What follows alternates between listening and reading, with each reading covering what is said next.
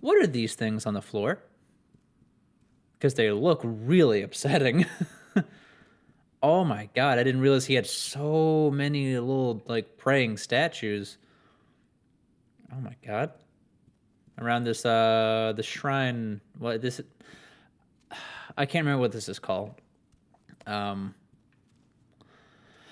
okay, but yeah, oh yeah, what I was saying was that people have yet to explain what's actually happened to me, and that bamboo looks so pretty, and I keep getting distracted by everything around me. Oh my god.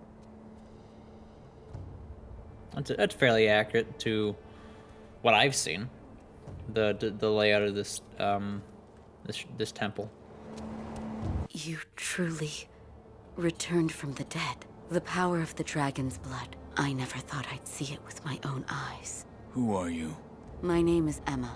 I am a doctor serving a certain master. What master?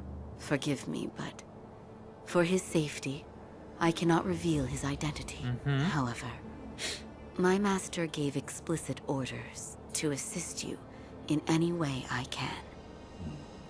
Anyway, I'm not telling you to trust me. However, I must fulfill my master's orders. The gourd of medicinal water you possess, that was originally a creation of mine. I am a doctor, and I will assist you in that capacity. present You healing made gourd. this gourd. Yes, it was intended for Lord Kuro, but it seems he entrusted it to you. I'm sure you may have noticed, but the medicinal waters in this gourd spring forth on their own. It's magic. Even after being emptied, you will find it full again after a short rest. Yes. Is there a way to improve it? Bring me gourd seeds. Gourd seeds? Yes, medicinal waters flow from gourd seeds. Adding new seeds will increase the volume of these medicinal waters. If you find any, bring them to me. All right. I wonder if there's any the you know, about water springing forth from the gourd seeds, if that actually has bearing in like Japanese folklore or anything like that. Because I remember like watching the only thing I mean in like just from anime, there are plenty of characters who have special gourds. Most of them are massive, like person-sized gourds, or at least gourd-shaped vessels, and they usually have some sort of magic surrounding them. So I wonder where that inspiration lies. I'd like to make a request. Huh? What is it? Please show me your face. What? It's right in front of you. This white mark, is it a birthmark? No. Then that must mean it appears on those who have received the dragon's heritage. Or perhaps it's a symptom. Are you done? Yes, that will be all. I'm sorry. That was rather rude of me. You're just doing this to a person. Just getting right in there. Like she's, well, I mean, she was actually like back here, so not quite as bad. So, you know, not quite, you know, drill sergeant. Bye. See ya. What's she talking about receiving the, like, the dragon blood blessing, or whatever the hell she said? Like, did someone perform like a blood transfusion, or did that boy, what was it, Lord Kuro, was that his name? Did he like do some magic to bring me back from the dead? Oh, he just, okay, that was interesting. So I guess I'm in a fighting area. I know what pellets are. Stop it. Sculptor's Idol menu. Sculptor's Idols serve as a checkpoint and can be found throughout Ashina. Resting in a Sculptor's Idol will completely replenish vitality and restore one use of Resurrection. Additionally, quick items and spirit emblems in storage will be added to your current inventory. With some exceptions, resting will also revive defeated enemies. So, like a combination of Dark Souls and Bloodborne. With the obviously it's just like a bonfire. Yeah, I guess I'll rest. Ooh. That was a very like neat, almost calming effect. That was cool looking. I like the blue fire. So majestic. Can I get a closer look on my face? There we go. That's a neat looking fire effect. Anywho, but yeah, so yeah, you know, like the bonfires in Bloodborne, obviously, because you know you can just not Bloodborne in Dark Souls because you can rest at them and recover health and your Estus flask or gourd in this case. Some asshole over here. Who are you? You an enemy? Oh no, you're just a dude I can talk to. Oh, you got a cool cool mask, like an is that like is an Oni mask? Never seen you before. Your name? Won't tell me. But you do have the look of a skilled shinobi. A shinobi. Or perhaps... Sir, please heed my humble request. Face me in battle. Oh, whoa, what? Okay, gotta remember how to... Oh, buddy. Okay, I faced you. Ugh. Damn. Still alive. Impressive. So... Why? That swordsmanship. It was a thing to behold. Not really. You managed to kill me in such a thorough manner. What are you? Some call it undying. Others, infested. I can't die, so I just am. How about you? What brings you to a rundown temple like this? Got dragged here by an old man. Seems you have a lot on your mind. Say, why don't you use me for some sword practice? Might come in handy for whatever your mission is. A warm body that can't die might prove useful to you. I volunteer mine. Well? Very well. Right then. Let's go. I'm gonna fight up again They now. say swinging one sword is a cure for boredom. Come back whenever you like. If you have techniques to try out, I'm at your disposal. That's an interesting concept. Like, obviously, he just works as a basically like, you know, a good training, you know, like for in-game purposes. He, you know, works as just good training for any techniques you want to try out. If you got new skills or new weapons, you can try it out in a safe environment. So that's nice. But also in world, that's an interesting, like in the context of the story, that's an interesting concept. You know, if someone, sorry, I just had to make sure my game was actually recording. I don't want to make the same mistake as in the last video. But yeah, you know, in the context of the story, it kind of makes sense that, you know, if there was like some great evil or great force that you're trying to defeat, and you're all like undead, just like in Dark Souls. Yeah, Dark Souls. And I keep getting like all the names mixed up for some reason. But yeah, you know, like undead or undying or whatever, or infected, I suppose. In then it makes sense to use, you know, someone like that for practice, because they can just because you can actually kill them and get actually realistic practice over and over again, and you don't have to kill anybody. Well, you kill them, but it's kind of a half measure, really. They don't stay all the way dead. Offering bucks. You know, I feel like I'm going to keep commenting on the realism and accuracy of like the different like traditions, and because I currently live in Japan. Been here for about 2 years at this point, and so I feel like I'm going to, since this is set in Japan, or an area that's meant to be reminiscent of like the Edo period of Japan,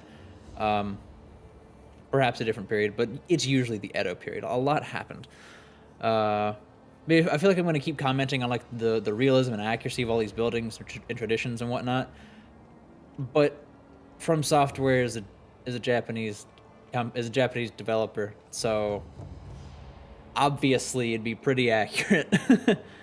Well, I mean, it's historic, but they still have a whole lot of historic buildings, and shrines and temples and monuments and stuff that are still standing, like centuries old buildings that are still standing and still in good repair. Offering box, items that become that was my phone. Sorry, items that become unavailable elsewhere end up in the offering box. When the box is illuminated, it means that item has found its way. So it's like the chest in Dark Souls 1. Because if you, for whatever reason, lose or somehow destroy like a key item that you need to progress through the story, in the first Dark Souls, there's a chest in Firelink Shrine, or in the little, the little water, the little water feature area, right by where the big crow rests, or roosts, I suppose. There's a chest, and if any key items that are lost or destroyed somehow will appear there. It's an interesting way of making sure that your player can still progress through the game. Items can be obtained by inspecting the box and offering money. Ah. So this might not be exactly what I'm thinking of. This might not be something for key items. It might be something for, I don't know. We'll see how it works out. Oh, goodness. And weird burp going on there. Prayer beads, memory. That's interesting. Vitality, attack power. And we just rest so I can heal up again. That's a really neat effect. I might wind up using like a screen cap of like that little black background with the little sculptor's statue. I might want to be using that as the thumbnail of this video because that just looks really cool. Grappling hook. Sure, it's not like a kunai. Well, a kunai like on the end of a rope, like what Scorpion has in Mortal Kombat. The Shinobi Prosthetics grappling hook allows access to normally unreachable places and a chance to take the high ground. Nearby grapple points are designated with a circular symbol. This symbol turns green. When this symbol turns green, the grapple point is within reach. Press LT to use the grappling hook. Let me search around here. Ah, the bridge is out. Let me see how far of a drop it is. Mate, you think I can make it? I'm sure I'd be fine. What's that? Thought I saw something moving across the way. But where's that thing? Oh, there it is. Neat. Okay, that's cool looking. Oh, the sun. Wait, no, I gotta walk up all majestic and slow-like. And look out upon the horizon. I need to back up a little bit. That's really cool looking. Okay. Do. Neat. I don't think there's any point in that. But, okay. Let's go ahead and rest. Commune with the Sculptor's Idol found. You can now instantly travel between sculptures. Okay, so it's like the lamps in Bloodborne, and I'm gonna keep making those. I'm gonna keep making those connections. I can't use that. Oh, I was within range, but there was something blocking the path, so that was cool. Okay, these mechanics I feel like they're gonna make for some interesting traversal. Ungo's sugar looks like a lifesaver, like the little little can. I've never seen a lifesaver that big, but I don't know. They got the big old gummy bears, so maybe they have maybe they have donut-sized lifesavers, like the little mints that you put in your mouth.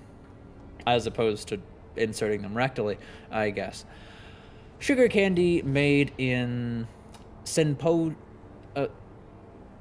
Senpo Temple. Sustaining Ungo's blessings.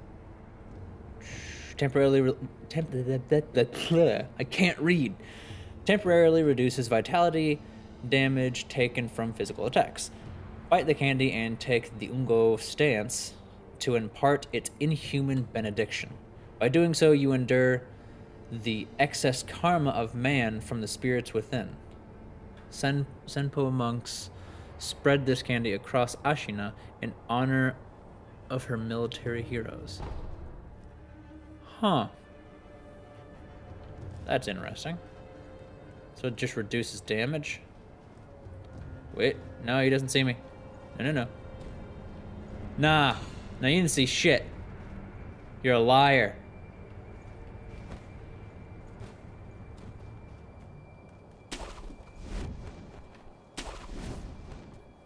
Oh, that's cool.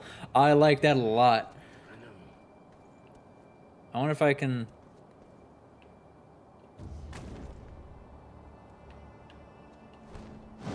Oh, sweet. Got the drop on him. Oh, that was amazing. I got some money. Enemies drop loot such as items and money. Multiple enemies can be looted at once, and from some distance away, items found in the world are different than loot in that they must be approached to be picked up. Press and hold X to acquire loot. Press X near world. Okay. So. Oh, so I'm like sucking things into my soul. Neat. So I got 11 yen. Is that what it is? Oh. What up, B?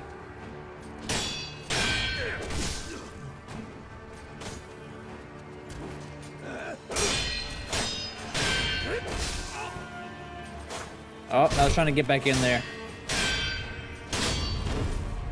Okay, there we go. I was getting so confused and messed up with the kind of just back and forth between these two. For some reason, that's really confusing.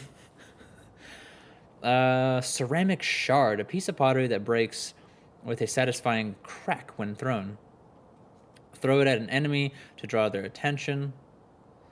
Throwing and smashing such pieces made for a popular sport amongst Ashina boys. Even after growing up, they remembered the old games well.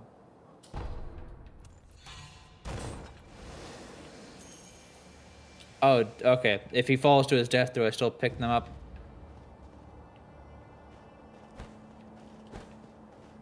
Is there...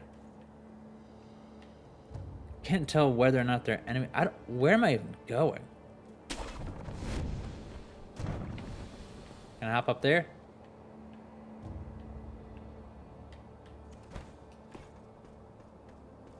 So this is interesting. Can I climb up on top, all the way on top of this? Ooh, I can. Ooh, that's neat looking. I mean, it was basically the same thing we saw earlier, just now I'm up high. What's that over there? Where am I going? I have no idea where I'm actually going.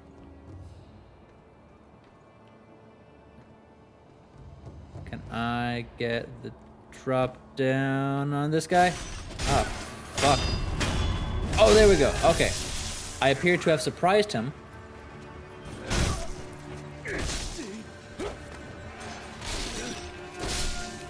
Oh, fucking hell. Give me that pellet. Okay. Fistful of ash. I know what that is. Stop telling me.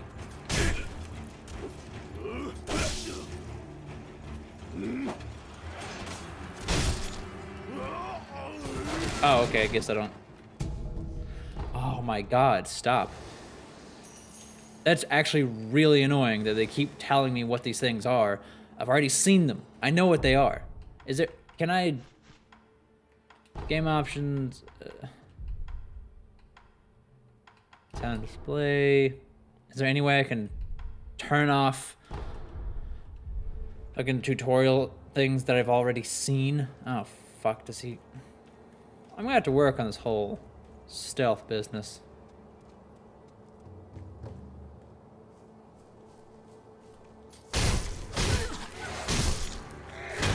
Okay, that way he was dead anyways, didn't need to stab him in the face.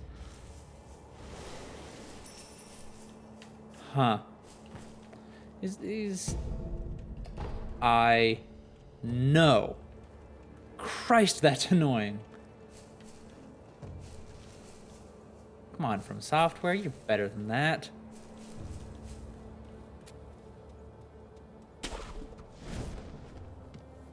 Neat.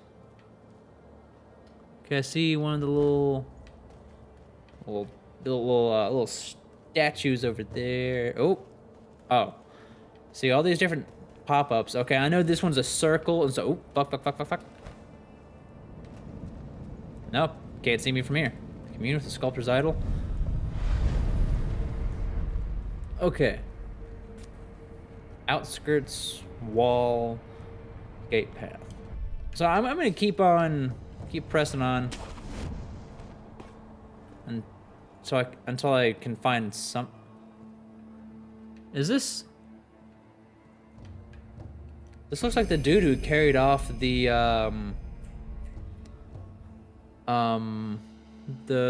lord, the heir, whatever his name is, the little boy, you know, the boy who I was supposed to be protecting and failed miserably at. The guy that, you know, lying down looked just like the guy who carried him off. Shuriken wheel, a mechanical device made by the mechanical genius Dogen, can be fitted to the shinobi prosthetic to become a working prosthetic tool. While it is palm-sized, a surprising number of shuriken can fit into the shuriken wheel, as the edges were designed for stacking. A fine example of what can be achieved when one matches mechanical finesse with a shinobi's talent. Sweet. So I got shuriken. Fitting. Yeah. I know that. He told me himself.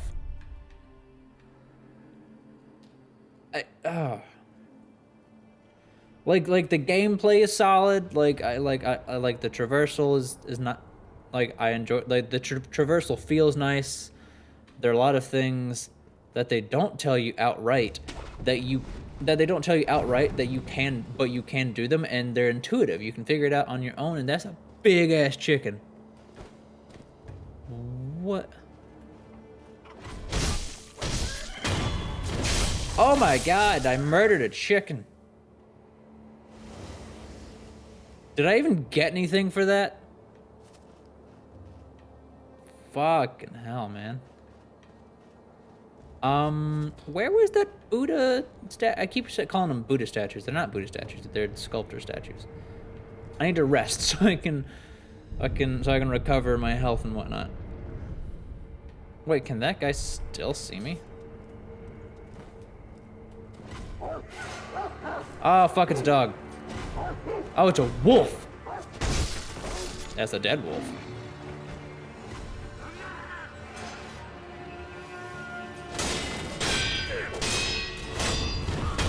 There we go. Okay, that was solid. That felt really good.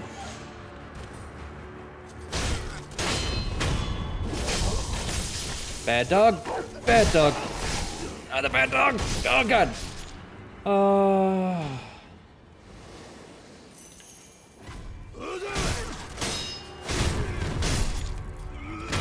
Oh, okay, I got him. I was about to say, I hit the thing. Why can I do it? Okay, what is, like, the reach on this little money vacuum that I seem to have stored in my chest? How do I do that? What's the in-game logic behind that? Because, you know, in, like, you know, all the Dark Souls games and Bloodborne and whatnot, there's always some in-game reason as to why you can do certain things or why you can't do certain things. It's explained, at least in some capacity. There we go. Let's go back up here. Is the chicken back? The chicken is back.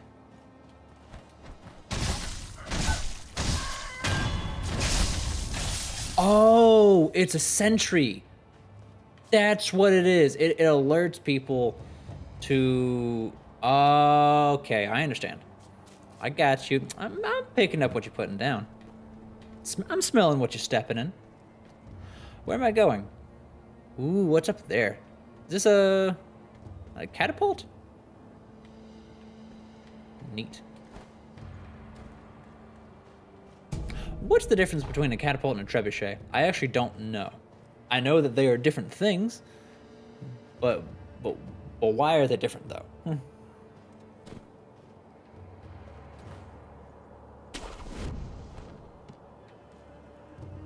This almost feels like the Batman game, the Arkham Asylum game, but with more versatility. Oh!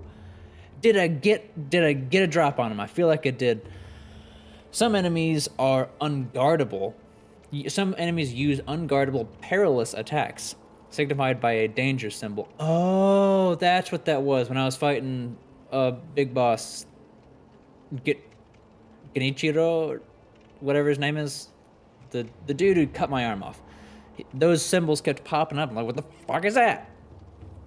And yeah, so that's what they are. So he was using perilous attacks that can't be guarded.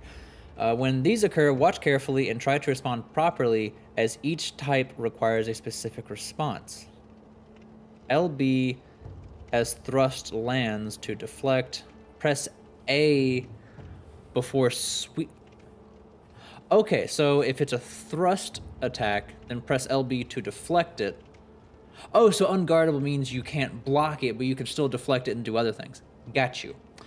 I got you. Okay, so as a thrust lands, deflect before a sweeping attack lands, so he's like coming at your legs, you jump, and before a grab lands, dodge. Got you. And that all makes sense.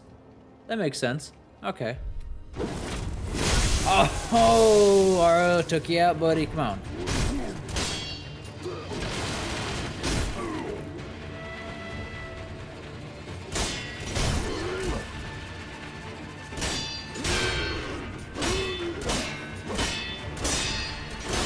Oh.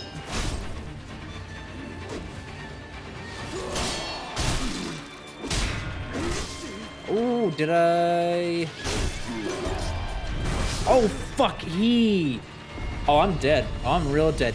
Oh, man, and he broadcasts that attack very, very well, because he, like, came back and then swung. Take my blood and live again. Oh, so it was like a blood transfusion type of deal. Resurrect. Oh! Safety roll. To stay down after being knocked to the ground surely means death. Safety roll can be used to quickly recover from being knocked down or posture broken. When posture broken or knocked down, press A or B to safely roll. Resurrection. Okay. I got an achievement. Resurrection. Cool. I resurrected. I am the Lord. Come again. The Divine Heir's blood grants the ability to return from the dead using resurrective power. So that's what they want his blood for, I assume. One charge is always restored by resting at a sculptor's idol. Killing enemies restores additional charges. Resurrection becomes unusable immediately after using it, but killing enemies will make it available again. Got you. Oh.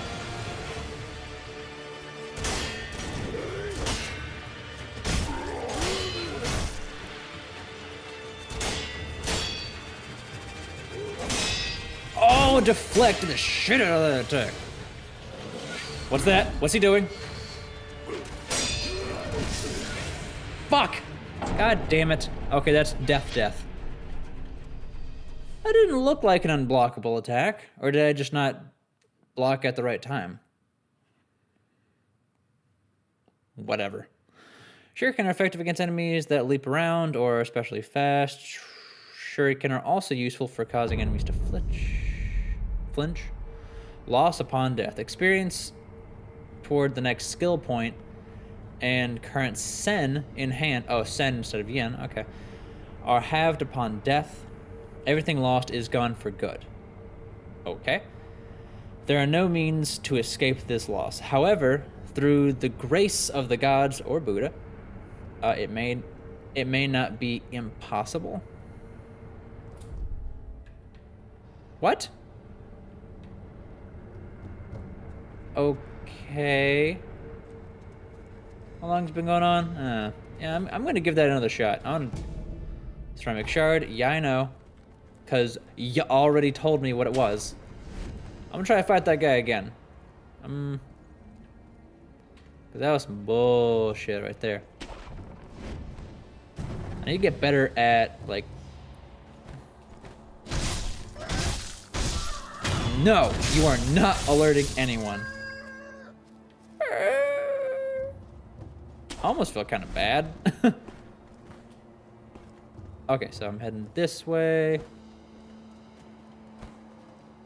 Okay, I can sprint by just holding B. Good. Good. Good. No. No. You didn't see nothing. Get that drop on him. Go ahead and take out one of those lives. Oh, and I can use the fucking grappling shit to get the fuck out of Dodge.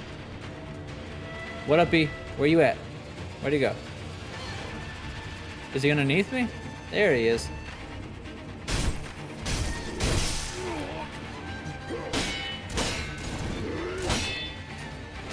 Ooh. Take that pill.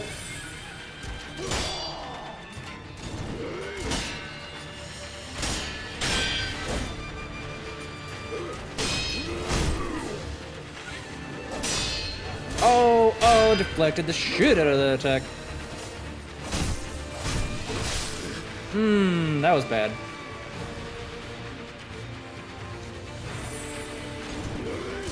Oh, fuck you.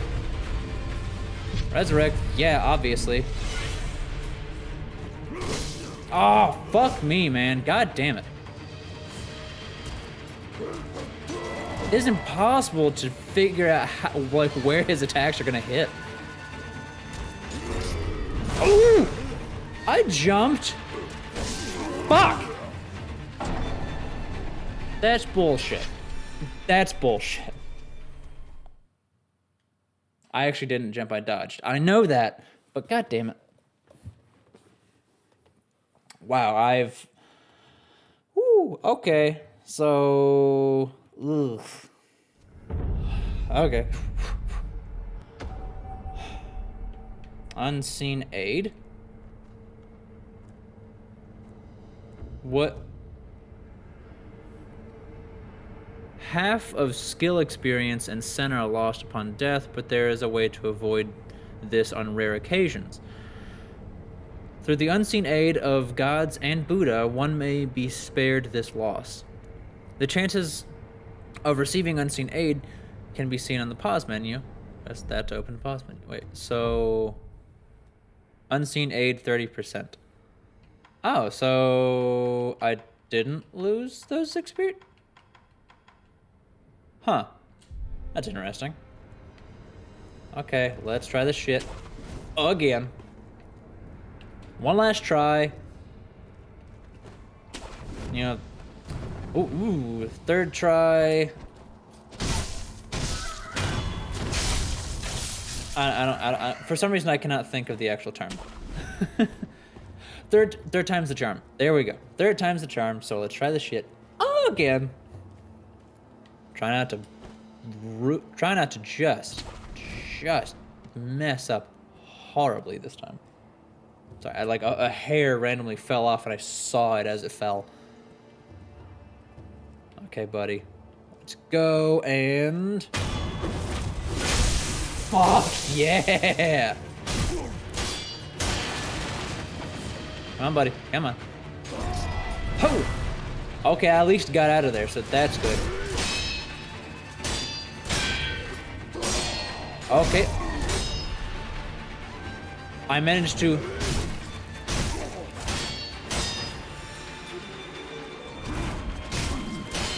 No. Okay, gotta rest. Okay, so there's no ooh, buddy. I jumped and you, fuck. Fuck! God, okay, just come back again. Okay, resurrect and dodge. Dodge out of there. Gotta heal up. Come on, buddy.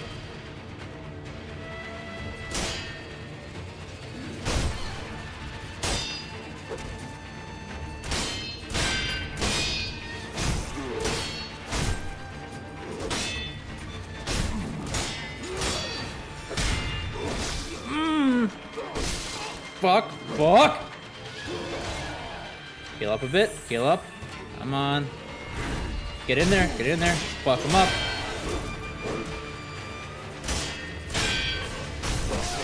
Fuck me, man. I got much closer that time, though. Okay, I think I'm starting to get the hang of this, but I'm also getting really, like, really tense.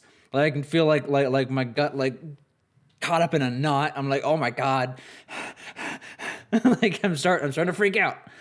Not like I'm not angry. Like, yes, I am shouting, but I'm enjoying it. Like, it's not like, like I'm just gonna rest at this right here while I talk. Like I was playing Bloodborne the other day, and I forgot how fucking infuriating that first area is. God, it is so infuriating because you have like 22 guys. I counted. You have 22 guys, and they all have different attack patterns, and they come at you in different amounts from different angles, and you're just getting fucked in every direction. And it's infuriating. And I was genuinely screaming at the top of my lungs at my TV. Like, yes, I was screaming here, but no, I don't think I was screaming. I was definitely yelling. It was definitely impassioned yelling. But when I was playing Bloodborne the other day, because I started a new game is what it was, and because I didn't know where I was, and I didn't want to get my ass flattened because I hadn't played it in like a year. So I started a new game, and that opening area was just infuriating, and I died again and again and again and again, and I lost like 3,000 blood echoes, and oh my God. And I was screaming bloody murder at the top of my lungs. I was losing my fucking mind. I was actually just really stressed from like work and family things and a bunch of stuff like that. Anyways, so that was just a lot of pent up rage is what that was, but also the fact that the opening area is just infuriating. And I was genuinely angry, and I stopped playing. Picked it up again, then I got angry again and stopped playing.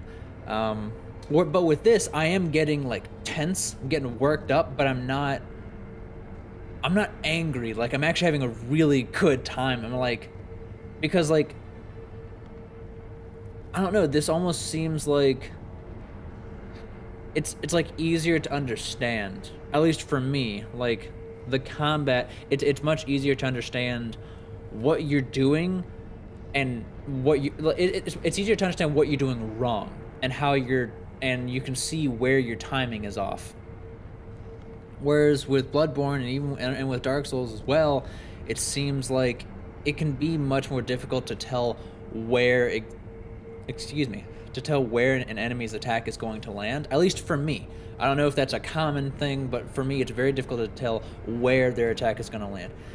You can tell like when you definitely tell when it's coming, because all or most of the enemies in Soulsborne games are very good about broadcasting their attacks, and you can tell what they're going to do and when they're going to do it. If you have good reaction time, then you can react to it. But even with those really generous broadcasting animations, it can still be hard to tell where on your person it's going to hit. It can be difficult to time that parry or that stun with the blunderbuss or anything like that.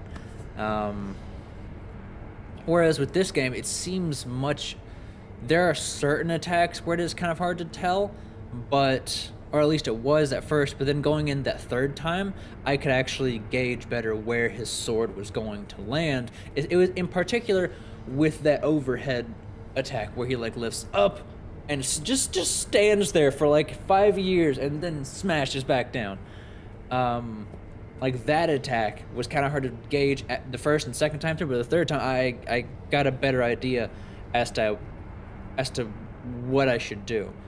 So I'm actually really excited to get back in there and, you know, test my new knowledge and try to beat him, try to suss out, you know, exactly what I need to do and when I need to do it. And I got really close to breaking his posture, because like that bar at the top of the screen, that needs to, at least as far as I can tell, that needs to fill up in order for him in order for his posture to be broken, so that you can come in for that, you know, deadly blow, or death blow rather.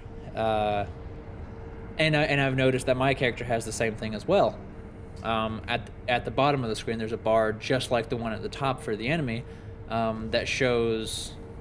Well, it's at the top for the enemy if he's like a boss, but for my character, for Wolf, it's at the bottom of the screen, and you can see it filling up as your attacks, as you are hit, and also as your attacks are blocked or parried, or I guess deflected. And so that's interesting that they took away stamina, so you can get in there and just attack. Like, you can just keep going like that, but it seems really difficult with a lot of enemies to just button mash your way through it. Like, it actually does take proper timing and, you know, whatnot. Even though they've taken away the stamina, because with Bloodborne and Dark Souls, you needed to work on your timing specifically because of your stamina. Because if you just went in there and tried to button mash your way through it, you'd run out of stamina and then you get flattened. Whereas in this one, you don't have stamina, but if you just go in there just trying to wail on them, then they're going to have some attack that you can't stun them out of, and they're gonna come, you know, and bring the hammer down, or sword, I guess, in most cases, or as you're attacking, they're going to block it or even deflect it, which will eventually break your posture, and then you can't attack or anything anymore. You do get that free roll out of it, so that's cool. But getting further into this, I definitely, because previously I said, you know, that it's basically Dark Souls in Japan. As a matter of fact, the title of the last video was Dark Souls, but not quite. But with this, I will concede that it's not just Dark Souls. They have implemented new mechanics, interesting mechanics that do seem to work together very well. And with the traversal in this game, using the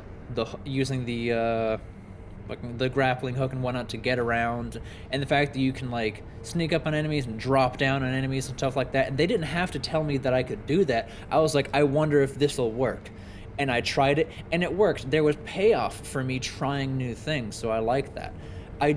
The only real like negative critique that I have thus far, I guess it would have to be the tutorials and all the pop-ups that constantly tell you again and again, hey, you got some pellets, they can heal you up over time. Hey, you got some pellets, they heal you up over time. Hey, you got some more pellets, they heal you up over time. Hey, did you hear about pellets? They heal you over time. I get it, they heal me over time. You don't have to constantly tell me again and again and again what these different items do, because I saw it the first time. And even if I forget what it is, I can just go into my inventory and look at the description. It's always there. You don't have to constantly tell me again and again and again. Just they can just do what Nintendo did in Breath of the Wild, where anytime you pick up a brand new item, it's like, hey, you picked up this new thing that you've never picked up before. Here's what it is, a brief description of it, and then then it's gone. And whenever you pick up more of that item, they don't tell you, they just give you a little bring, a little noise indicating that you've picked it up. They don't tell you what it is. They don't give you the same pop-up. But the information is still available in your inventory, and that's very good, because when you get a new item, yeah, it's good to have a little pop-up telling you, hey, this is what this thing is, just so you know. because especially in games like this where you can pick up a whole bunch of items in a short period of time, and and eventually forget what's new. Like when you go into your inventory, you can easily forget what's new and what you already had. But anyway, I'm rambling. So I dislike the fact that they constantly remind you, hey, here's what this does. Hey, here's what this does. Hey, here's what this does. That's really annoying. And also with all the different pop-ups about like the combat mechanics and whatnot, they pop up at weird moments, it seems. And I know making a seamless open world game like this, there is so much involved in making these games and in making them work well, and it's very easy for simple things to go wrong, or for the systems that you put in place to get confused. And like when I first attacked that dude who killed me 3 times just now, or technically speaking, he killed me 6 times. Because he killed me, and I came back, and then he killed me again, and then I did that twice more. So he killed me 6 times, technically. But when I first attacked him and I got the drop down on him, and got that one death blow from above, right when I hit him, a little pop-up, you know, came up talking about the, like, the unblockable attacks. Or perilous attacks? Yeah, you're talking about the perilous attacks. And I was like, that seems like a weird time to do it, but it does make sense because I'm coming up against an enemy who's going to use those perilous attacks. And aside from that first boss, aside from the dude who cut off my arms, this dude is the first guy I've come up against who uses perilous attacks. And it made sense to leave the information out earlier on because they wanted you to feel helpless and helpless and defenseless. Like, oh my god, I'm not doing anything to this guy. What do I even do? They wanted you to feel weak, essentially. And to give you, as the player, a goal to have. They essentially did what they pulled a Mega Man X. So because in Mega Man X, in the opening stage, spoiler alert for a game that's as old as I am. Actually, I think the game's older than me. I'm not sure. Either way, it's been out for a long time. But in Mega Man X, in the opening stage, at the end of it, was Vile comes down and just beats the hell out of you. And you're completely defenseless. You have no idea what you're even doing to this guy.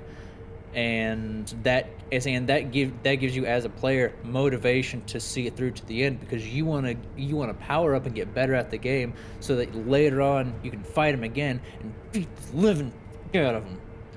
Because fuck that guy. You want revenge because you were made helpless. And so that's what they did with the opening here. And so it made sense to leave out the information about perilous attacks and then bring it up later on when I fight another guy who uses those attacks. But the timing seemed weird, but I guess because I came at it in a different way, I don't know. The pop-ups are annoying, basically, is what I'm saying. It seems like the game is afraid of people not getting the full experience, which I can understand. Because so much work and effort goes into making these games. You don't want something that took days of your life, days, maybe even weeks, months of your life to create. You don't want to put that much time and effort into making something and then have no one actually experience it. But it seems it over-explains, and it explains again and again and again and again, and that just gets really annoying, having those pop-ups all the time. But overall, I think thus far I think it's a really solid game. I do want to keep playing. I'm really excited to get. I'm gonna record another episode right after I'm done talking here, and once I stop recording with this one. Yeah, I'm really excited. I like the combat. It seems like there's a decent amount of depth to the combat. And whenever I eventually upgrade my puppet arm, I can, work that into the gameplay as well and make it even more and add depth to the gameplay. That's yeah. So I'm excited to keep playing, and I hope you enjoyed this video. If you did, then leave it a like, thumbs up, all that good jazz. Subscribe, because that's really nice, and also comment if you have anything you want to tell me, any games you want to see me play or whatever. If you just want to talk, if you got something going on in your life, you just want to talk, feel free to leave that in the comments. I hope you have a good day. Take care of each other, and I will see you in the next episode.